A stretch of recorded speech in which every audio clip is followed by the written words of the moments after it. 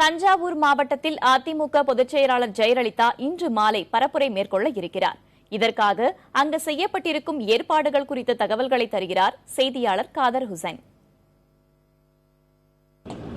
பல மாவட்டங்களில் சுற்றுப்பயணத்தை மேற்கொண்ட முதலமைச்சர் ஜெயலலிதா இன்று அதிமுக மற்றும் கூட்டணி கட்சி வேட்பாளர்களை ஆதரித்து தஞ்சை, திருவாரூர், நாகை மாவட்டங்களைச் சேர்ந்த கூட்டணி கட்சி வேட்பாளர்களை ஆதரித்து இன்று தஞ்சையில் பரப்புரையில் ஈடுபட உள்ளார். அந்த பரப்புரை நிகழ்ச்சிக்காக தஞ்சை புதிய பேருந்து நிலையம் அருகே உள்ள மாநகராட்சி மைதானத்தில் பிரம்மாண்ட பந்தல் அமைக்கப்பட்டு இந்த பாதுகாப்பு பணி நடைபெற்று வருகிறது.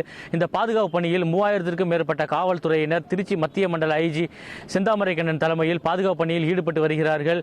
இந்த பொதுக்கூட்ட நிகழ்ச்சிக்காக, தேர்தல் பரப்புரை நிகழ்ச்சிக்காக பொதுமக்கள் 10,000க்கும் மேற்பட்டோர் இங்கு அதிக அளவில் வரக்கூடும் என்பதால் 3 மணியில் இருந்து இங்கு பொதுமக்கள் என்பது அமர வைக்கப்பட உள்ளனர். 5 மணிக்கு விழா தொடங்கக்கூடிய உள்ளதன் காரணமாக முதலமைச்சர் ஜெயலலிதா விமானம் மூலம் திருச்சியில் இருந்து தஞ்சைக்கு ஹெலிகாப்டர் மூலம் இந்த பொதுக்கூட்ட நிகழ்ச்சியில் கலந்து கொள்ள உள்ளார். அது மட்டுமின்றி பொதுக்கூட்ட நிகழ்ச்சிக்கு பிறகு சாலை மார்க்கமாகவே செல்ல வேண்டிய உள்ளதால் சாலை போக்குவரத்து என்பது மாற்றம் செய்யப்பட்டுள்ளது. ஒரு வழி பாதையாக மாற்றப்பட்டு திருச்சி வரை காரில் செல்வதற்கான அனைத்து ஏற்பாடுகளையும் காவல்துறையினர் செய்து வருகின்றனர்.